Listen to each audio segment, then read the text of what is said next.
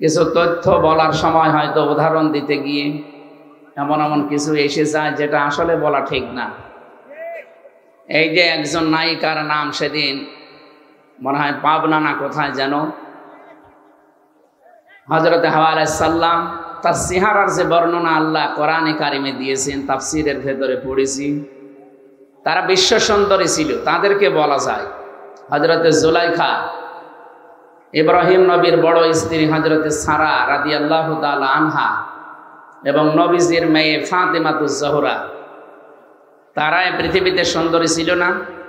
তাদের মতো সুন্দরী করে আল্লাহ কাউকে বানায়নি এবং কিয়ামত পর্যন্ত এত সুন্দর মানুষ আর আসবে না। কিন্তু তারা কি আমাদের মতো এভাবে রূপ সৌন্দর্য প্রদর্শন করে বেরিয়েছে? বলেন। আমি এই উদাহরণ দিতে গিয়ে বলেছিলাম যে এখন যারা বিশ্ব সুন্দরের তালিকা, এই যে দূরে কে ফিশান নাকি নাম, রশ্মিকা, এগুলো আমি পড়েছিলাম, যুগান্তর পত্রিকায় দেয় মাঝে মাঝে, পেপার পত্রিকা পড়ে দেখেছি যে এদেরও তালিকা আসে, এদের যে চেহারা দেওয়া থাকে, কোথায় হযরত হাওয়া আলাইহিস সালাম আর কোথায় এই নায়িকা। ওদের তুলনায় তো কিয়ামত পর্যন্ত কেউ এরকম সুন্দরী আল্লাহ পাঠাবে না। এদের দেখেই মানুষ পাগল হয়ে যাচ্ছে এখন। হযরত হাওয়া আলাইহিস সালামকে আদম আলাইহিস সালাম দেখেছিলেন সর্বপ্রথম, তিনি তো প্রথমে তাকিয়েছেন এবং ধরতে গেছেন। আমি এই উদাহরণটা ওই জায়গা থেকে বলেছিলাম। তারা আগে নেই পরে নেই, উল্টাপাল্টা করে মিডিয়া ট্রল করে, বিশেষ করে জনকণ্ঠ, এটা একটা জঘন্য কণ্ঠ। এদেশের বহু আলেম এবং শহীদ আল্লামা দেলাওয়ার হোসেন সাইদি রহমতুল্লাহ আলাইহি বহুবার বলেছে জনকণ্ঠ এটা পত্রিকা না, এটা ভারতের এজেন্ট। আপনারা এই পত্রিকা কেনেন কোন কারণে? এটা কিনলেও বাচ্চাদের টয়লেট পরিষ্কার করার জন্য কিনবেন, কারণ যত রকমের আগে নেই পরে নেই, মাঝখান থেকে একটা কথা জুড়িয়ে মানুষকে কালার করে, এরা মানুষের চরিত্র হনন করে। আর পৃথিবীতে সবচাইতে বড় গুনাহ এটা। কিছু মানুষ বুঝে না বুঝে ফেসবুকের মাধ্যমে কিছু আলেম নামে জালেম, এরা আন্দাজে এক কথা আমার নামে লাগিয়ে দিন। আরে ভাই, আপনি তো বুঝবেন যে আমি 1-1.5 ঘন্টা কথা বলি, 2-1টা কথা তো স্লিপ অফ টাং হতেই পারে। আল্লামা সাঈদী সাহেবেরও হয়েছে। কোন বুজুর্গ কথা বলতে বলেন তো 1-1.5 ঘন্টা দেখি ওর 10টা ভুল ধরতে পারে কিনা দেন। জালেমরা আমার জীবনটা শেষ করে দিয়েছে, এরপরও কিছু কথা বলার জন্য আমি তো আসতে চাই না। আপনারা তো নিয়ে আসেন। ডাক্তার আমার বলছে রাত 10টার পরে জেগে থাকবেন, আপনার কিন্তু আবার ওই অবস্থা হয়ে যাবে। আমি আসতে চাই না, হাত পা ধরে পা ধরে, আমার বাবার হাত ধরে আমার বাবার পা ধরে নিয়ে আসেন।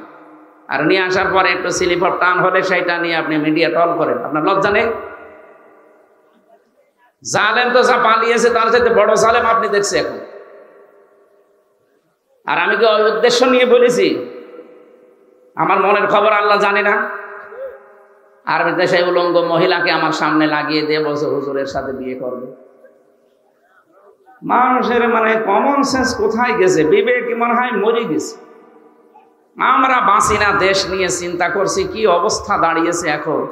আর শয়তান আছে মানুষের পেছনে লাগানো। মানুষের দোষ ত্রুটি যারা বর্ণনা করে বেড়ায়, খালি মানুষের দোষ ত্রুটি যারা অনুসন্ধান করে বেড়ায়, আপনি মনে করবেন এগুলো এদের জন্মের সমস্যা, সেগুলো যার সন্তান। ফেসবুকে যারাই দেখবেন যার তার নামে উল্টাপাল্টা কিছু লেখে, সে যার নামেই হোক, যার নামে উল্টাপাল্টা লিখবে, আপনি 100 ভাগ সঠিক না হয়ে লিখতে পারেন। আর মনের খবর আপনি জানেন না। কথা বলেন না কেন? এজন্য সাবধান হবেন, কারণ আপনার সব কথা কিন্তু রেকর্ড হচ্ছে। আমি হয়তো কিয়ামতে বেঁচে যাবো, কেমন ধরা খাবো, আমার কি ক্ষতি হবে? কিছু হবে।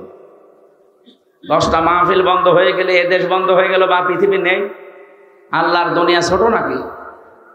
মানুষের পেছনে এই জঘন্য কণ্ঠ, জনকণ্ঠ আর কেউ কিনবেন না মুসলমানেরা। যদি কেউ 10 টাকা 8টা দিয়ে কেনে, এই টাকাগুলো মনে করবেন পানিতে ফেললাম যখন, বাচ্চাদের টয়লেট পরিষ্কার করবে। এগুলো ভারতের এজেন্ট। শেষ করে ফেললে প্রতিবেশী নামে এই কলঙ্ক যারা মসজিদ গুলো ভেঙে ভেঙে এখন মন্দির বানাচ্ছে। আবার বলছে আজমির শরীফও নাকি 1000 বছর আগে এখানে মন্দির ছিল, জবাই করার দরকার ধরে দিল শয়তান। ভারতের এই যে কয়েকটা সাংবাদিক বের হয়েছে টিভিতে, কলকাতার এই যে ময়ূর রঞ্জন নাকি নাম যেন, এ কি মানুষের ভেতরে পড়ে? এরে মনে হয় বাবা 15-16টা বাবা হবে। তাছাড়া এত খারাপ সন্তান তো দুনিয়া জন্ম দেওয়ার কথা না। আমার মনে হয় ওকে 50 জন মিলে জন্ম দিয়েছে। আমি এত খারাপ কথা বলতাম না। যা শুরু করেছে এদের এই মিডিয়াগুলো।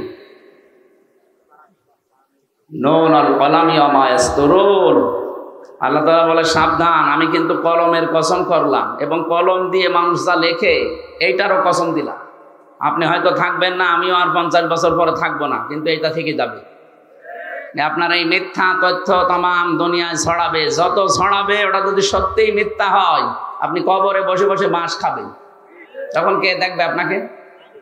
আপনাকে আমি বাঁচাতে চাই, উল্টা পাল্টা কিছু করবেন না। যে যা করছে তার জবাব সে দেবে, আপনি তার পেছনে লাগবেন কোন কারণে?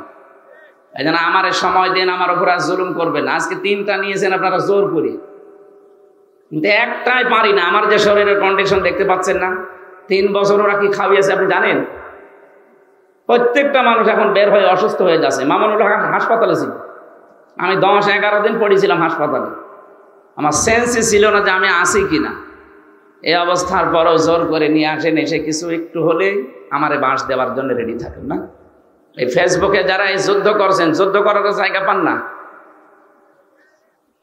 আশা করছে আপনারা থামবেন, যদি না থামেন আমরা মজলুম মানুষ, মজলুমের দোয়া কবুল হয়, এটা নবীজির হাদিস। বরদোয়া দিয়ে দেব, বরদোয়া তো দিতে চাই না, মন থেকে চলে আসে আপনাদের কাজ কারবারে। আমার দুনিয়া জানে না যে দেশে 15.5 বছর আলেমরা সব মজলুম ছিল, কিছু 5 আতা গোলাম ছিল, তাদের নাই জান্নাত ছিল, আর আমরা তো ছিলাম জাহান্নামে। আশা করছে এগুলো থামবে। এরপরও যদি কেউ না থামে, আমার মনের খবর আল্লাহ জানে। আমি কেন ওই উদাহরণটা ওই জায়গায় সেট করেছিলাম, হাওয়া আলাইহিস সালাম, হযরতে নবীর ছোট মেয়ে ফাতিমাতুজ জোহরা, তারা ছিল বিশ্ব সুন্দরী, তারা এভাবে বেপরদা হয়ে বেড়ায়নি। আর এখন একটু চেহারা সুন্দর হলেই মানুষকে দেখায় যে আমার বউ কেমন সুন্দর, দেখো। এই জায়গায় বলতে গিয়ে যারা বিশ্ব সুন্দরী এখন তালিকা করে, তাদের এই দূরে ফ্যাশন, এই রশ্মিকা কি নাম, ও সাথা তো কোথায় বাড়ি আমি তাও জানি না, খালি পড়েছি এতটুকু। আর ওইটা উলট পালট করে আমার কথা তো কাটবে, আমিরে জামাতের কথা তাই কাটছাট করে মানুষকে কালার করছে। আর আমি তো ছোট মানুষ।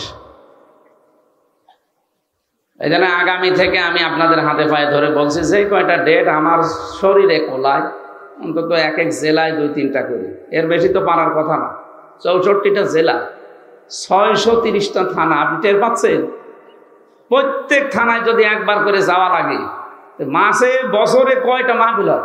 না 6 মাস হইল 300টার ভেতরে 150টা মাহফিল হয়, 630টা থানা, কোথায় যাওয়া যায়? আর আজকে আমার বাবা মা বউ মেয়ে সব রাগ করছে যে তাই করে বেড়াতে যান। আমি কারে বোঝ দেবো? এখানে আসলে আপনাদেরও মন পায় না, হুজুর দেরি করে আসে। আরে ভাই, আপনি আমার জায়গা থাকলে টের পেতেন। ম্যাডামকে সময় দেবো, সে 10 মিনিট সময় নেই, বলে যান এটাই করে বেড়াতে যান, আপনার সংসার করা লাগবে। আপনাদের কারণে আমার সংসার নষ্ট হয়ে যাচ্ছে। আমার মা বাবা আজকে গরম দিচ্ছে, কি করো, কি বলবো তাদের বলেন? আমি কি ডেট নিতে চাই? মাওলানা হোসাইনকে মানুষ পাগল করে ফেলে। আমি আবার বলছি, আপনার হাতে পায়ে ধরে, সারা দেশে এটা যাচ্ছে, সবাইকে বলছে, আন্দাজে ভুল বুঝবেন না। আর কিছু মানুষ প্রতারণার শিকার হচ্ছেন। এই শেষের 16 একটা নাম্বার আছে, এটা এক হিন্দুর নাম্বার, নয়ন দাস। এই শয়তান কিছু মুসলমান মিডিয়ার সাথে হাত করে আমার ছবি পেছনে লাগিয়ে কম্পিউটারের মাধ্যমে ওরা মানুষের কাছে টাকা নিচ্ছে যে হুজুর ডেট দিচ্ছে, অথচ আমার ডেট খালি নেই, সারা দেশ জানে। এই কিছু মানুষ অজ্ঞ আবেগে টাকা দিচ্ছে, 10,000 5,000 করে দিয়ে ধরা খাচ্ছে। পোস্টার ছাপিয়ে বলছে আমাদের পোস্টার হয়ে গেছে, আপনি আসেন। আসবো মানে? আমার ওই দিন মাহফিল চট্টগ্রাম, আর আপনি দিয়েছেন সিলেটে, আমি যাবো কি করে? আর আপনার মাহফিল আমি জানিই না। এই জন্য আমি আবার আহ্বান করছি, এই 16 নাম্বারটা যদি ধরতে পারেন কেউ, ওরে পিটিয়ে মেরে ফেলবে, এতে যা হয় আমি দেখবো। এই শয়তানের কারণে সারা দেশ থেকে মানে মুসিবতের শেষ নেই, মানুষও ধোকা খাচ্ছে।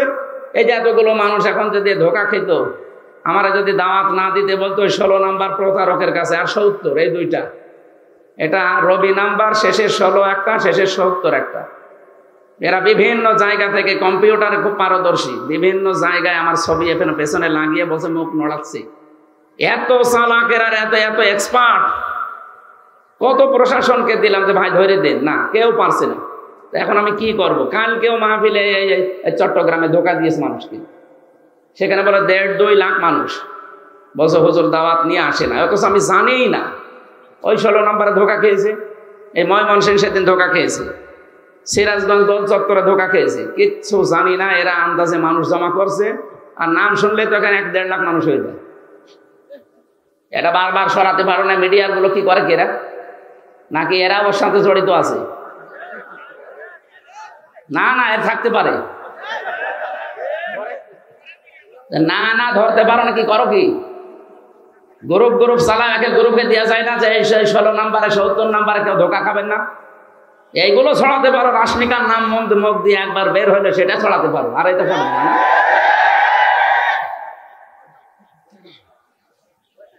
আমার মনে হয় এদের সাথে কেউ জড়িত আছে। তাছাড়া ও হিন্দু মানুষ। প্রশাসনকে একবার দিলাম কুষ্টিয়া সদর থানায়, উনি মোবাইল চেক করে এই নাম্বারটা, ওদের যে কায়দা আছে গোয়েন্দা বিভাগে, বলছে এটা নয়ন দাস বলে একজন, ওর বাড়ি হচ্ছে কুমিল্লা। ধরা যাচ্ছে না, কি করব আমি? কাউকে একটা টাকাও দেবেন না আমার নামে, একটা টাকা না, 4 আনা পয়সাও দেবেন না। আমার বাবাও যদি বলে যে আমার বাবা কথা বলছে, না আমি টাকা পয়সা নেই না আগে থেকে, আপনি যা আসার পরে দেবেন এইটাই যথেষ্ট। যদি না দিয়ে বলেন যে আমার অসুবিধা, আমাদের দেওয়ার ক্ষমতা নেই, বলবেন চলে যাও, খালি ভাড়াটা দিন। তাই বলে আবার 10 টাকা ধরে দিয়েন না। তাই আমি বললাম আপনাদের সবাইকে সতর্ক করার জন্য, কাউকে টাকা দেবেন না, সে যেই হোক। আমি আবার বলছি, যদি আমার ছবিও দেখায় পেছনে ভিডিও, এই যে কথা বলেন না, বলবেন ধোকা। দরকার হয় বাড়ি যেয়ে যেটা ফাঁকা আছে নিয়ে আসবেন। কাউকে টাকা দেবেন না, আমি আবার বলছি, কাউকে টাকা দেবেন না। আজকেও 2 জন ধোকা খেয়েছে, 20-40 হাজার টাকা দিয়েছে ওই শয়তানকে, অথচ আমি কিচ্ছু জানি না। আমার যে কি রাগ ওর ওপরে, সত্যি যদি আমি আল্লাহর নাম নিয়ে বলছি ওরা ধরতে পারি, আমরা জবাই করে ফের জেলে যাব। ও যা ক্ষতি করছে আমার একা না, আপনাদেরও। আর যে কত টাকা নিয়েছে, 5,000 10,000 করে মানুষের কাছে সারা দেশ থেকে। ওরা আমি সত্যি যদি কেউ ধরিয়ে দিতে পারেন, আমি 1 লক্ষ টাকা আপনাকে দেবো, 1 লাখ টাকা দেবো। আর আমি ধরতে পারলে তো সরাসরি 3 বার জবাই করে আমি ফের জেলে যাই বসে থাকবো। জান আমার কপালে যা আছে হবে। নাম্বার ওই মিডিয়ার কাছে আছে না, মিডিয়া আজকে দিয়ে দেবেন প্রচার। শেষের 16 রবি নাম্বার 018, এরপরে কত কত আছে শেষের 16, তারপরে 018 কত কত আছে মাঝখানে শেষে 70। এই 2টা নাম্বারে সারা দেশ থেকে ধোঁকাবাজি করছে। আমি আল্লাহ রাস্তায় আপনাদেরকে সতর্ক করছি, ভাই আমার আর জ্বালাতন করেন না। এরকম প্রতিদিন 8-10 গ্রুপ আমার বাড়ি যায়। এমনি আমি গরিব মানুষ, আমার বাবারে জ্বালায়, আমার মারে জ্বালায়, আমার বউরে জ্বালায়, আমার শ্বশুরের হাত চেপে ধরে, এই দেখেন পোস্টার করেছি, অথচ আমরা কিচ্ছু জানি না। এই ধোঁকা দিয়ে দিয়ে সারা দেশ, বলেন তো 630টা থানা, অন্তত 600 থানা থেকে যদি মানুষ যায়, একটা মানুষ মারে, আর নাস্তা আমি কোথায় পাবো? হ্যাঁ ভাই, প্রতিদিন আমার মনে হয় 200 লোকের নাস্তা করার দরকার, আমি পাগল হয়ে যাবো না? অথচ যাওয়ার সময় তো কিছু নিয়ে যায় না। কোথায় আসছে সেই কক্সবাজার থেকে, সে ময়মনসিংহ থেকে কুষ্টিয়ায়, সকালবেলা যেয়ে বসে আছে। আমি কাল যশোর থেকে আসলাম ফজরের আজানের সময়, ফজরের নামাজ পড়ে একটু ঘুমিয়েছি। এই যে ফজরের নামাজ পড় থেকে কলিং বেল টিপ আরম্ভ হয়েছে। কোথায় কে বলে, এসেছে সেই চট্টগ্রাম থেকে, কেউ এসেছে ময়মনসিংহ, কেউ পটুয়াখালী, বরিশাল। 200 মানুষ। বললাম নিচে বসান। এবার নাস্তা কাটতে কাটতে আমার মায়ের হাত কেটে গেছে। কত নাস্তা দেওয়া যায়? 200 মানুষকে যদি অন্তত 1 মোট করেও নাস্তা দেওয়া যায়, কত লাগে বলেন? আর ফল তো পাবো কোথায়? যা টাকা দেন আমার মনে হয় অর্ধেক ফলে চলে যাচ্ছে। আমি আশা করছি আর যেন না আমার বাড়ি, আমি মাপ চাচ্ছি ভাই, আর কেউ গেলে কিছু নিয়ে যে একেবারে খালি হাতে চলে যান। আপনারও তো লজ্জা টাকা দরকার, হুজুর এত ফল পাবে কোথায়? আর ফল কাটার জন্য 2 জন লোক লাগে। আমার শাশুড়ি আর আমার মা পাগল হয়ে গেল, বলছে তুমি এসব বাদ দাও। দেখ, বেশি বললাম এটা প্রচার করার জন্য, কেউ যেন এরকম ধোঁকা খাবেন না। 16 নাম্বার আর 70 নাম্বার শেষে। আল্লাহ তুমি আমাকে আর আমাদেরকে সতর্ক হওয়ার তৌফিক দাও, আমিন। এটা যে সুন্দর করে সাজিয়েছেন, এটা যদি রাতের বেলা হতো, এর চাইতে ডবল মানুষ আসতো। আর এই কথা বলো, আমি একটা মাহফিল হলে শান্তি পেতাম। 1.5-2 ঘন্টা 2.5 ঘন্টা আমি একটা আয়াতের উপরে তাফসীর করতাম, অন্তত কিছু নিয়ে যাওয়া যেত।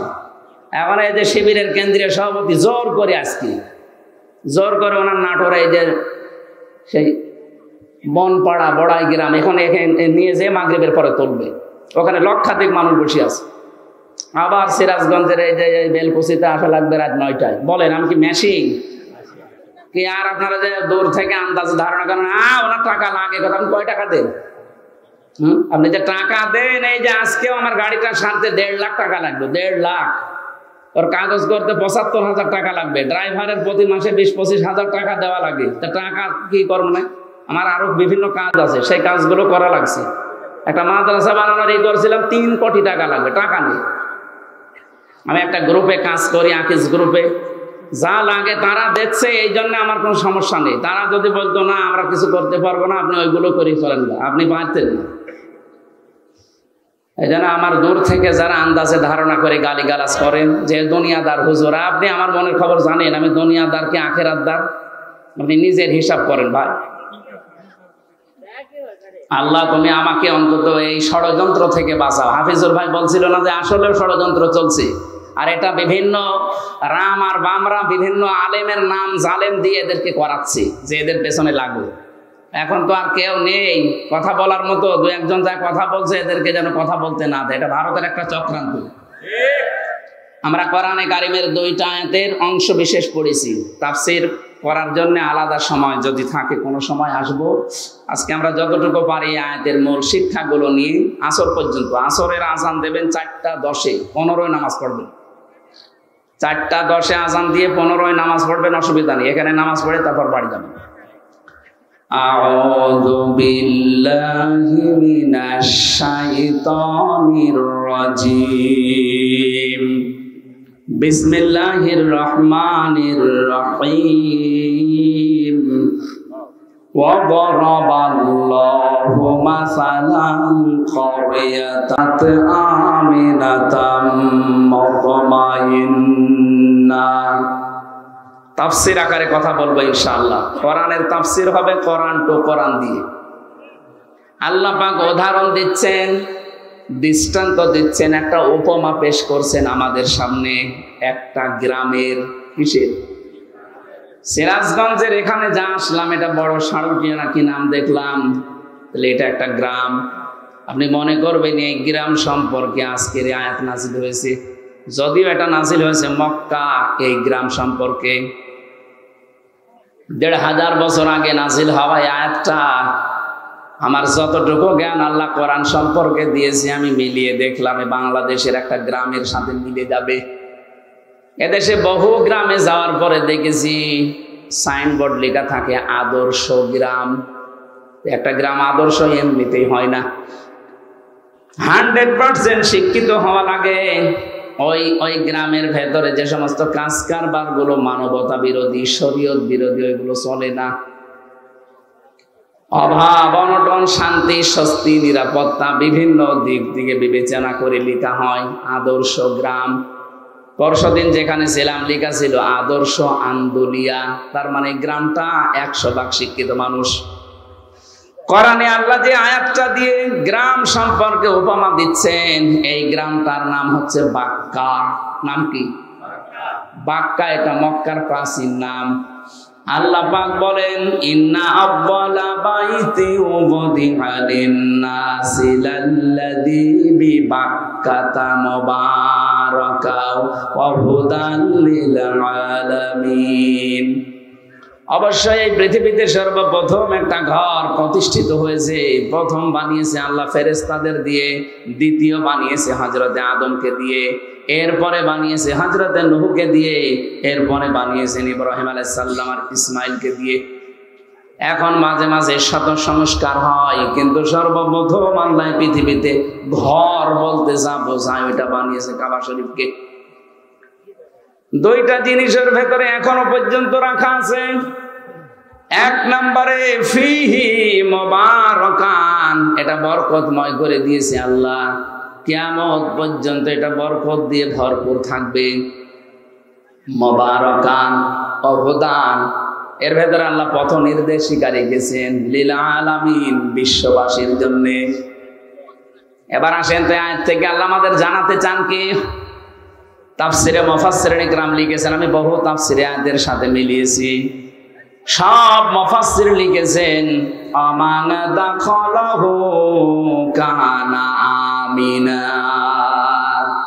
এই কাবায় যদি কেউ প্রবেশ করে আল্লাহ তাকে নিরাপত্তা দিয়ে দেয়। খুব ভালো করে বুঝবেন, এখান থেকে শিক্ষা বের হবে। এই বাতাস কি করে দাও, জোরে দাও। হ্যাঁ, একটু জোরে দাও, 10 মিনিট, তারপরে বন্ধ করে দাও। ভেতরে ঘেমে যাচ্ছে।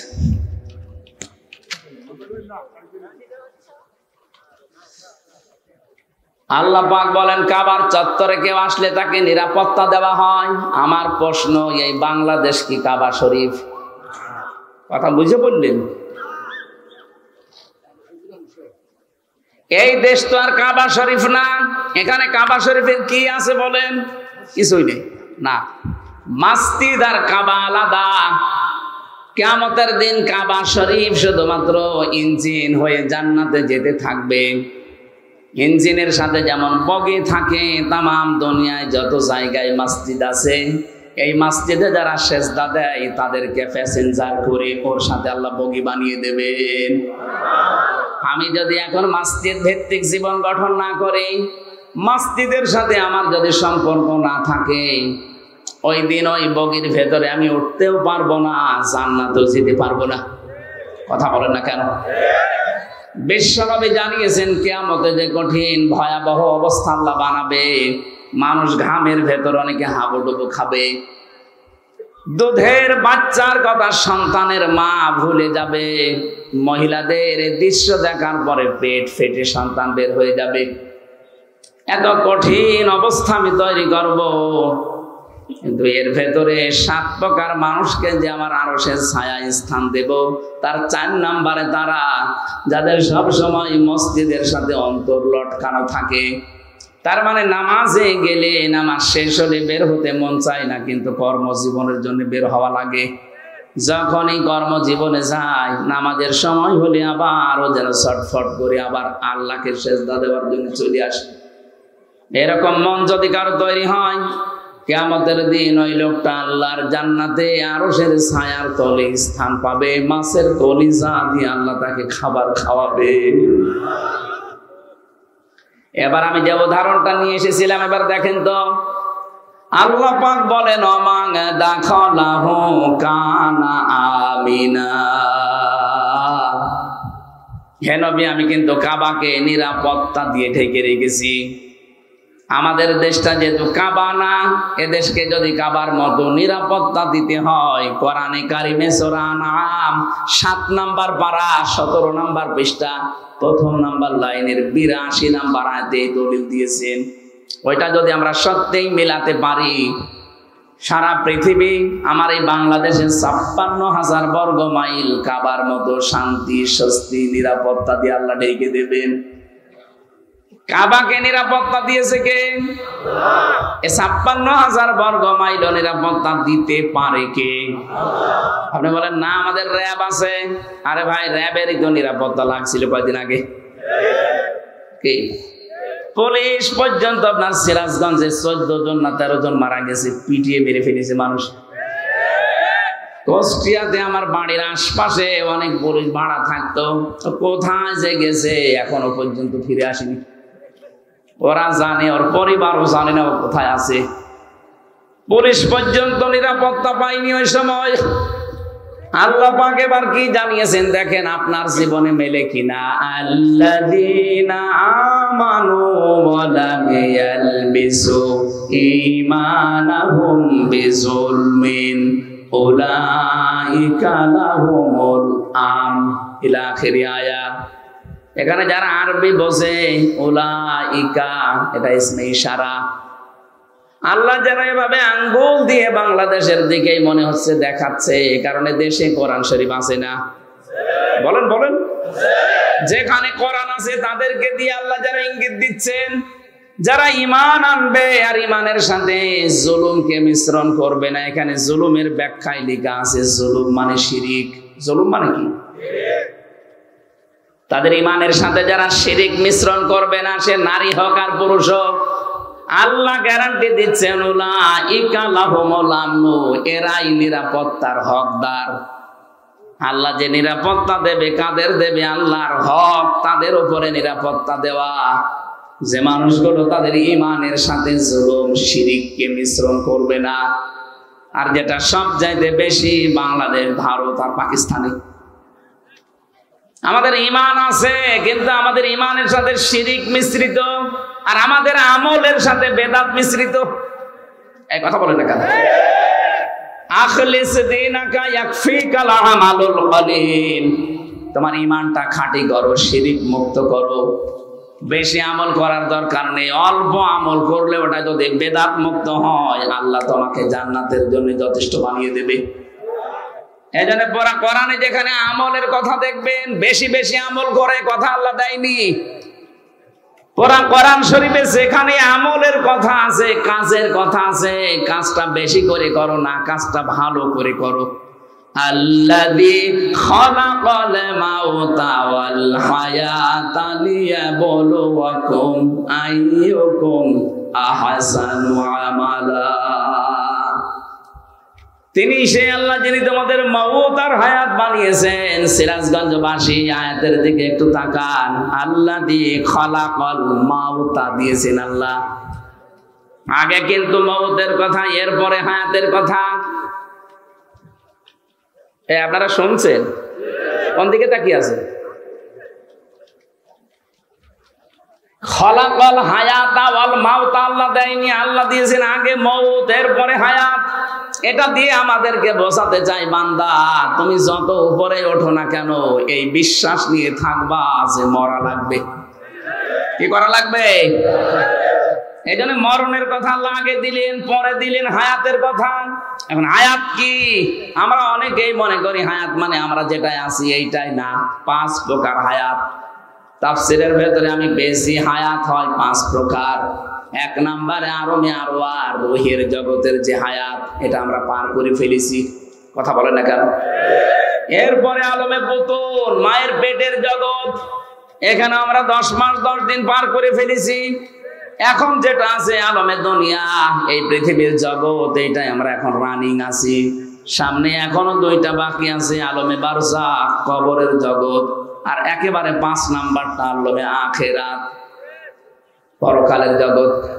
তার আগে 2টা শেষ, পরে 2টা আছে, মাঝখানেরটাই আছে। তার মানে মাস্ট বি আমাদেরকে পরের 2টায় যাওয়া লাগবে।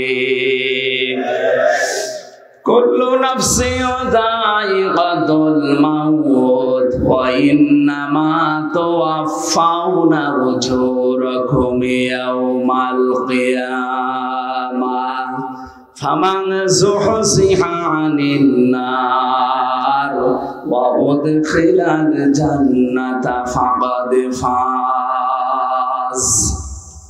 রব্বুল আলামিন বলেন সূরা আলে ইমরানের 185 নাম্বার আয়াতে আছে, প্রথম অংশে, প্রত্যেকেই মারা যাবে।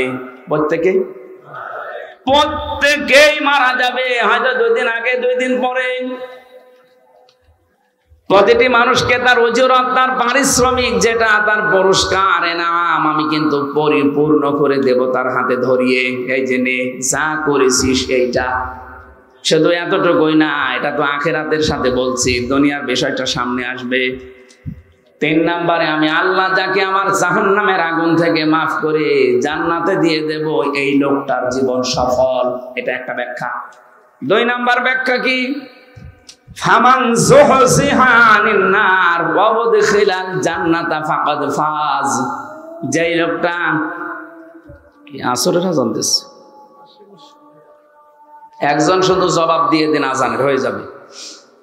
আল্লাহ রাব্বুল আলামিন জানিয়েছেন, যে লোকটাকে আমি তৌফিক দান করে যে আস্তে আস্তে জাহান্নামের কাজগুলো ছাড় দিতে থাকে, ছেড়ে দেয়, আর জান্নাতের কাজগুলোর দিকে এগিয়ে যেতে থাকে, এই লোকটার জীবন সফল। আপনি বলেন তো, আপনি কি জাহান্নামের কাজগুলো আস্তে আস্তে ছেড়ে দিতে পারছেন? জান্নাতের কাজের দিকে একটা একটা করে আপনি এগিয়ে যেতে পারছেন? যদি পারেন, বুঝবেন আপনার জীবন সফল। ও ভাই, ওমাল হায়াতুদ দুনিয়া ইল্লা মাতাউল গুরুর। দুনিয়ার এই জীবনটা কিন্তু খেলাধুলা। কে বলছে? এটা একটা ধোঁকা। আপনার সন্তান আদি এটা ধোঁকা, আপনার ছেলে মেয়ে, স্ত্রী, বাবা মাও ধোঁকা। এটা যতদিন আপনি উপলব্ধি করে মেনে নিতে না পারবেন, এই ধোঁকা থেকে বের হতে পারবেন না। আল্লাহর কসম, আল্লাহ বলছেন এগুলো সব ধোঁকা। আয়াতে আমি একটা প্রমাণ পেয়েছি ধোঁকা কেন, একটা উদাহরণ দিয়েছেন। এখান থেকে যারা আমরা বসে আছি, 200 বছর পরে যদি রফিকুল নাই এই ভাই যদি 200 বছর পরে ফিরে আসে এই পৃথিবীতে, উনি মনে করেন আর 50 বছর পরে মারা গেল, 200 বছর পরে ফিরে আসলো,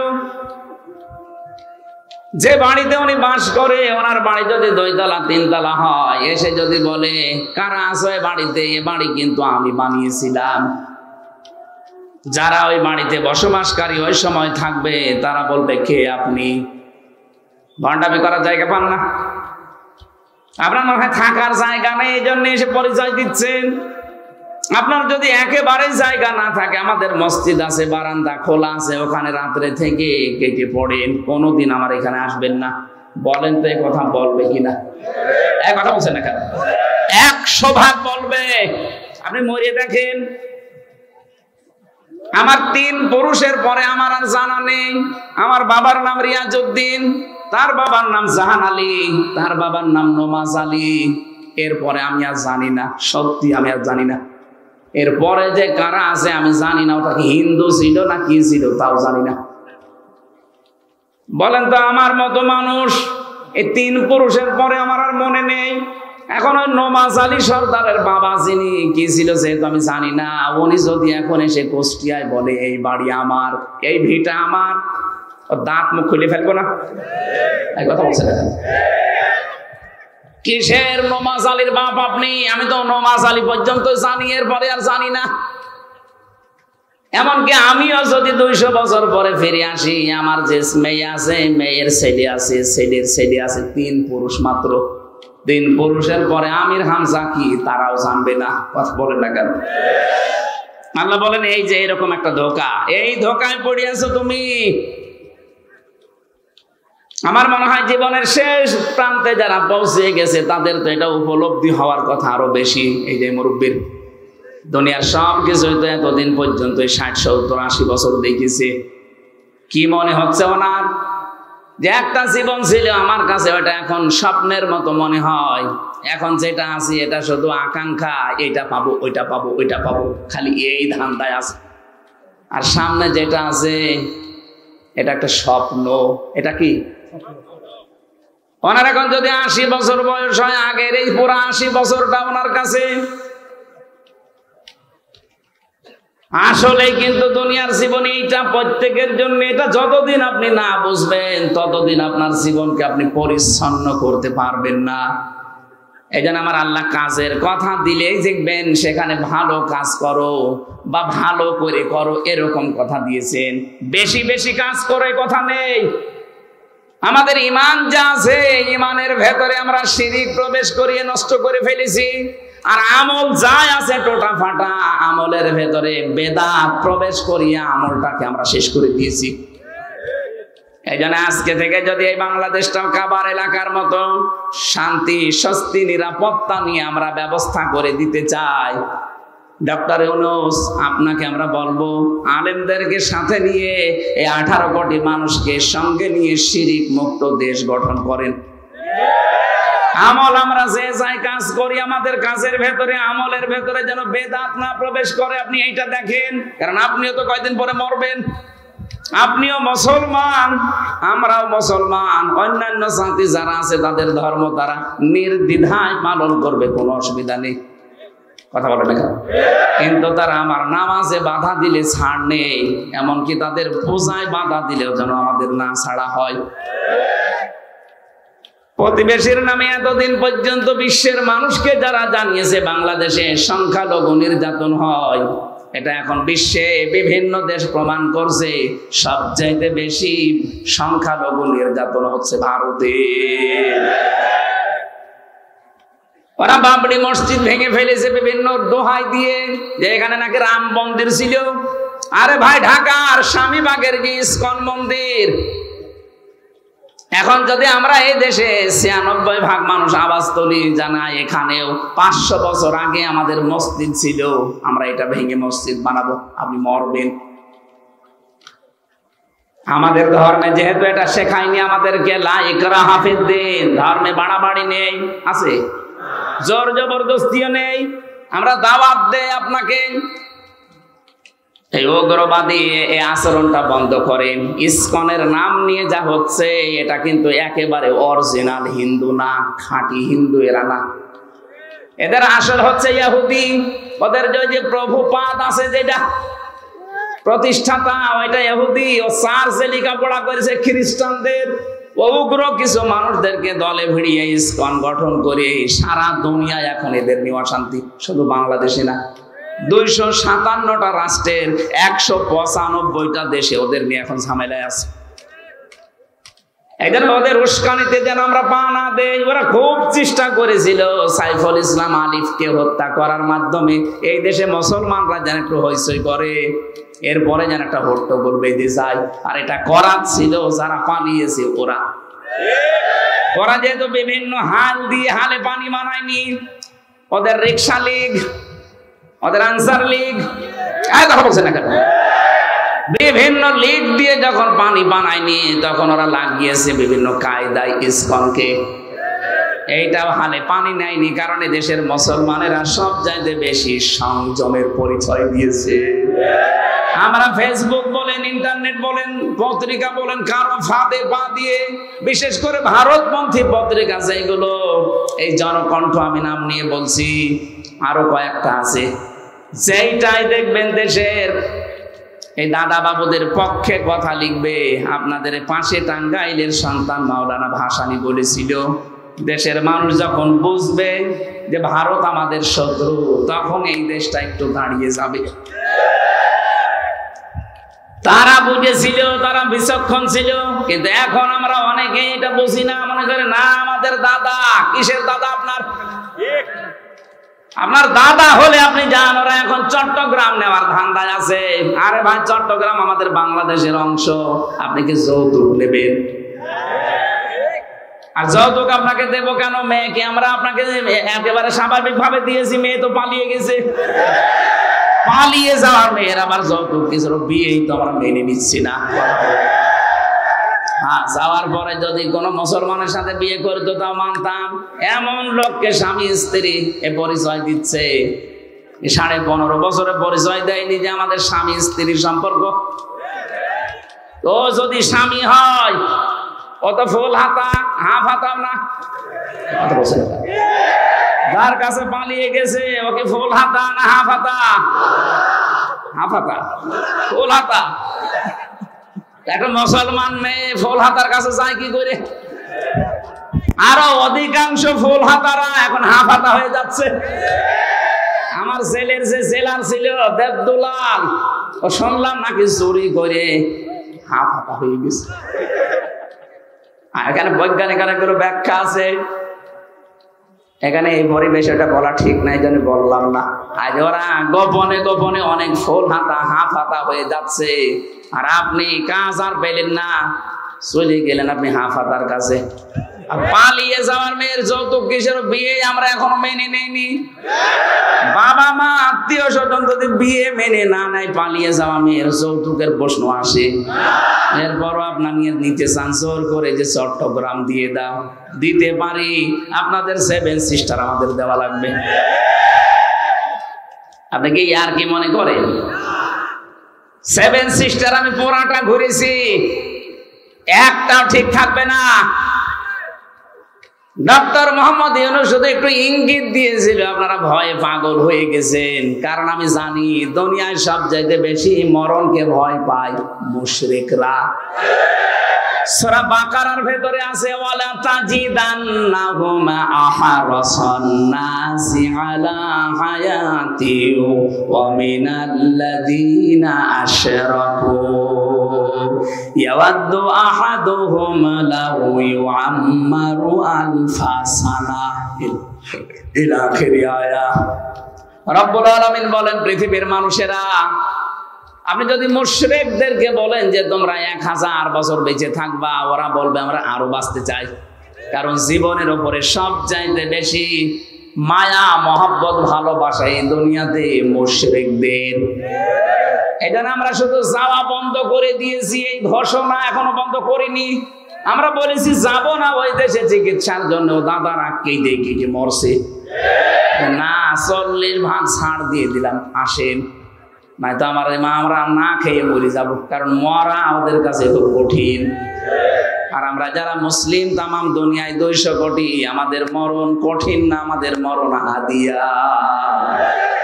আমরা বিশ্বাস করি দুনিয়ার এই নশ্বর পৃথিবী ছেড়ে যেতে পারলে আমার আল্লাহর বানানো জান্নাত রেডি হয়ে আছে। কাদের জন্য? সূরা নাহাল, এটা 32 নম্বর আয়াতের তাফসিরে পাবেন, ভালো করে মিলাবেন এটা। আল্লাযীনা তাতাওয়াফাহুমুল মালাইকাতু তাইয়্যিবিনা ইয়াকুলুনা সালামুন আলাইকুম উদখুলুল জান্নাতা বিমা কুনতুম তা'মালুন। বলেন আল্লাহু আকবার। পৃথিবীর মানুষেরা যারা মরণের বিছানায় আছাড় খেয়ে পড়বে, এদের যদি এই যে তাইয়্যিবিনা আছে, আমি তাফসিরে দেখেছি তাইয়্যিবিনা মানে শুধু পোশাক পবিত্র, শুধু শরীর পবিত্র না, আপনার বিশ্বাস, আপনার আকীদা, এই যে আকীদা মানে আপনার ঈমান, এটার পবিত্রতা শিরক থেকে, বেদাত থেকে আপনি করবেন। আপনার বিশ্বাস আপনি পবিত্র করবেন শিরক থেকে, কুফরি থেকে। তাহলে বিছানায় যখনই পড়বেন, মরণের বিছানায় আছাড় খেয়ে, একটা দুইটা না, মালাইকা বহু বচন দিয়েছেন, নারী হোক আর পুরুষ হোক, লক্ষ লক্ষ ফেরেশতারা এসে ওয়েলকাম জানাবে, সালামুন আলাইকুম উদখুলুল জান্নাহ। প্রবেশ করো, ওই যে জান্নাত দেখা যাচ্ছে, এইটাই তো জীবনের সফলতা। চোখ বন্ধ হওয়ার সঙ্গে সঙ্গে যদি আমার বিশাল ঠিকানা যেটা জান্নাত, যার শুরু হয়ে গেছে কোনোদিন আর শেষ হবে না, এইটা যদি সত্যি আমরা দেখতে পাই, আমাদের জীবন সফল। কথা বলে না কেন? আল্লাহ পাক, আমি যে আয়াত পড়েছিলাম এখানে কিন্তু এইটার সাথে যোগ সংযোগ আছে। আদারাবাল্লাহু মাসালান ক্বরিয়াতান কানাত আমিনাতাম মুতমাইন্না। কাবার মতো এই বাংলাদেশকে নিরাপত্তা দিতে চাইলে 1 নম্বরে আমাদের কাজ হবে, দেশে আমরা যেন শিরিক না করি, অন্তত আমরা যারা মুসলিম। কথা বলে না কেন? ব্যক্তি থেকে শুরু করে, পরিবার থেকে শুরু করে, সমাজ এবং রাষ্ট্রে শিরিক যেন না হয়, কারণ শিরিক হলে আল্লাহ এত বেশি রেগে যায়। এখন যদি এই ভাই যে বাড়িতে দেখে ওনার স্ত্রীর কাছে পাশের গ্রামের একজন শুয়ে আছে, কিছু করেনি, এমনি শুয়ে আছে, উনি যত ভালো মানুষ হোক আর আমি যত ভালো হই, যে বউকে ছাড়বে কেউ? আমার মনে হয় যদি হাতে দাঁত থাকে 1 কপি আলাদা করে ফেলবে, আর বাংলায় গালি দেবে। আমি গালি দিতে পারলাম না। আপনি বলেন তো, ওনার বউ উনি খালি কি করেছিলেন? কবুল। এতটুকু একটা শব্দ নিয়ে বাড়িতে নিয়ে আসলেন, তাও তো পুরা চাহিদা উনি পূরণ করতে পারেন না, কারণ মানুষের জীবনের পুরা চাহিদা পূরণ করা আল্লাহ বাদে সম্ভব। কথা বলে না কেন? ওনার বউকে উনি কোনোদিন অক্সিজেন দিয়েছে? কথা বলে না কেন? একটা মানুষ প্রতিদিন অক্সিজেন কিনে যদি বেঁচে থাকা লাগে, প্রত্যেক দিন কমপক্ষে 12,000 টাকার অক্সিজেন লাগবে ঘন্টায়। কত? আপনি হাসপাতালে গিয়ে খবর নেবেন, আমার সঠিক তথ্যটা মনে নেই, ঘন্টায় মনে হয় কমপক্ষে যারা অক্সিজেন নিয়ে বেঁচে থাকে, এভাবে 24টা ঘন্টা উনি তো অক্সিজেন বউকে কিনে দেয় না। হয়তো জীবন চলার জন্য আনুষঙ্গিক যা আছে ওইটা কিনে দিয়েছে, বাড়িতে থাকার একটা ব্যবস্থা করেছে। এতটুকুর জন্য যদি অন্য মানুষ ওনার স্ত্রীর কাছে থাকলে এত রেগে যায়, স্বামীর কাছে অন্য কোনো মহিলা থাকলে স্বামী স্ত্রী যদি রেগে যায়, আল্লাহ বলেন বীর্য থেকে শুরু করে এরফিক পর্যন্ত পুরাটাই আমি বানিয়েছি, কারো দায়িত্ব ছিল না। বীর্য থেকে শুরু করে চেয়ারে বসিয়ে রেখেছি, পুরাটাই আমি আল্লাহ। আর মা বাবা শুধু বিছানায় ছিল, এতটুকুই শেষ। বাকি যা করার আমি আল্লাহ করেছিলাম। নেই থেকে ধরে আমি চেয়ারে বসালাম হামজা। এখন যদি দেখি আমার সাথে তো অন্য কাউকে যোগ করিস, তখন আমি আল্লাহ ওই স্বামী ওই স্ত্রীর মতো রেগে যাই। এটা না, আল্লাহ কিন্তু রেগে যাবে শিরিক করলে। আপনি আর যাই করেন, হয়তো আল্লাহ ইচ্ছা করলে মাফ করে দেবে, কিন্তু শিরিক করলে কোনো মাফ নেই। এই জন্য শিরিক যারা করে তারা 15.5 বছরে কিন্তু শিরিকের কারখানা তৈরি করেছিল, মূর্তি বানিয়ে। কত কোটি কোটি টাকা খরচ করে বানালেন, কি হলো? এই যে গতকালকে সিরিয়া বিজয় হয়ে গেছে, যার মূর্তি ছিল এই বাসার, কি নাম যেন, বাশার আল আসাদ। এই শয়তানের মূর্তিগুলো এখন আমাদের যেমন ভেঙে ফেলেছিল ওরটাও ভাঙতেছে। কি হলো আপনার?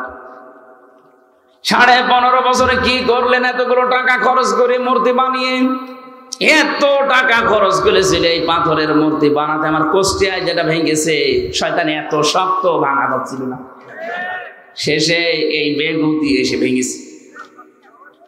সারা দেশের অবস্থা একদিনের ভেতরে সব শেষ, ওদেরটাও শেষ হচ্ছে। যেখানে যেখানে মূর্তির সংস্কৃতি, মুসলমানদের ঈমান যদি একটু জাগ্রত হয়, ওটা কিয়ামতের আগে আর থাকবে না। এজন্য আগামীতে যারা আসবেন, অনেকেই ধান্দায় আছেন আমরা আসি, আপনারাও যদি করেন হয়তো 5 বছর থাকলেন, তারপরে জনগণ যখন জেগে উঠবে আপনারটাও বুড়ি গঙ্গায় ফেলবে। কারণ মূর্তির এই সংস্কৃতি, এটা শিরিক। এটা কি শিরিক? করলে আল্লাহ নিরাপত্তা তুলে নেয়। এমনিতেই আমরা ঝামেলায় আছি সারা দুনিয়া এখন, বিশেষ করে আমাদের প্রতিবেশী। এরা এত মানে নিকৃষ্ট প্রতিবেশী আল্লাহ আমাদের দিয়েছে। খালি পাকিস্তান থেকে একটু চিনি এসেছে, ওদের মাথা খারাপ হয়ে গেছে। তুরস্ক থেকে একটু জিনিস আসে, ওদের মাথা খারাপ হয়ে যায়। চীন একটু সাপোর্ট দেওয়ার জন্য বলছে আমরা আছি, ওদের মাথা খারাপ হয়ে গেছে। কেন? প্রতিবেশী তারা খুশি হওয়া দরকার, যেন তো আমার পাশের বাড়ির লোকটা একটু আরামে আছে। কথা বলে না কেন? আর আপনাদের মাথা খারাপ হয়ে গেল কোন কারণে? পাশে যতগুলো রাষ্ট্র, বিশেষ করে পাকিস্তান, আফগানিস্তান, নেপাল, ভুটান, চীন, মায়ানমার, একটার সাথে ওদের সম্পর্ক ভালো না। আপনি দেখেন, একটার সাথে ওদের সম্পর্ক ভালো না। এতগুলো দেশ সব ভারত ছাড়া চলতে পারছে, বাংলাদেশও ভারত ছাড়া চলতে পারবে, কোনো অসুবিধা নেই। কথা বলে না কেন? না খেয়ে মারা যাবো কোনোদিন, এই মুশরিকদের 5 আটা গোলামি করা যাবে না। মরে গেলেই পবিত্র জীবন, আপনি জান্নাত পেয়ে যাবেন। আরে মুশরিকদের 5 আটা গোলামি করে শেষ জীবনে ঈমানও পাবেন না, কিয়ামত পর্যন্ত জালেম জ্বলা লাগবে জাহান্নামের আগুনে। আমরা 41 সাল 71 সাল থাকতে চাই না, আমরা 2 মিনিট থাকতে চাই, কিন্তু ঈমান নিয়ে। এই কথা বলেন না কেন? আল্লাহ বলেন এমন একটা গ্রাম দিয়েছিলাম, এই গ্রামে ছিল প্রথম নিরাপদ, 2 নম্বরে নিশ্চিন্ত। 1947 সালের আগের ইতিহাস বাংলাদেশের সাথে মিলান, এই আয়াতটা একেবারে খাপের খাপ, মমতাজের বাপ মিলে যাবে।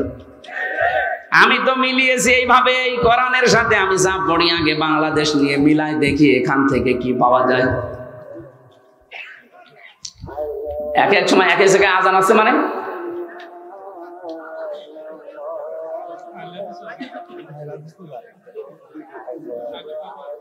আইলে হাদিস হোক আর যাই হোক, আজান তো আমার মনে হয় এক সময় হওয়া দরকার। এটা ঠিক টাইম না? ঠিক আছে। এই ড্রাইভার, এখন যেহেতু মাগরিব পড়া লাগবে, সেই বনপাড়া রাজা পড়েছে, ওখানে মাগরিবের পরে খাবার যদি এরা দেয় তো একটা টিফিন বাড়িতে নিয়ে আমি যাওয়ার সময় খেতে খেতে যাই, কারণ সারাদিন আমার খাওয়া নেই। এখন লজ্জার খাতিরে কি বলবো, সময় তো পাবো না, কারণ দেখ 10 মিনিট হোটেল থেকে খাবার কিনবো, 10 মিনিটে 10 কিলো চলে যাবে। এদেরকে বলেন যে খাবার যদি দিতে চান একটা টিফিন বাড়িতে দেন, আমরা বসে বসে গাড়িতে খাবো। আর যদি না দিতে চায়, আমার ওই পাউরুটি কলা খেয়ে থাকা লাগবে আজকের মতো। সম্মানিত ভাইরা, আমি হাত জোড় করে মাফও চাচ্ছি, ক্ষমা চাচ্ছি। আজকে পুরাটা যদি রাতের বেলা পেতাম, একটা মাহফিল হতো, খুব ভালো হতো। আমি আলোচনাটা 1.5-2 ঘন্টা 2.5 ঘন্টা করতে পারলে আমার একটা বিষয় বোঝানো সহজ হয়। এই অল্প সময়ের ভেতরে আমিও পারি না, আসলে ওই রকম যোগ্যতা আমাদের নেই। আপনারা আসরের নামাজ যেহেতু আজ 6-7 মিনিট আছে, নামাজ এখানে পড়লে পড়ে নিন, সামনে কোনো জায়গায় পড়লে মসজিদে পড়ে নিন। আজকের মতো আমি মাপসে শেষ করলাম, আগামী থেকে আসলে আমার তাফসীর করার জন্য সময় দিন। যা আল্লাহুম্মা আমিন। লা ইলাহা ইল্লা আনতা সুবহানাক ইন্নী কুনতু মিনাজ জালিমিন। ও আল্লাহ, তুমি তাকিয়ে দেখো কত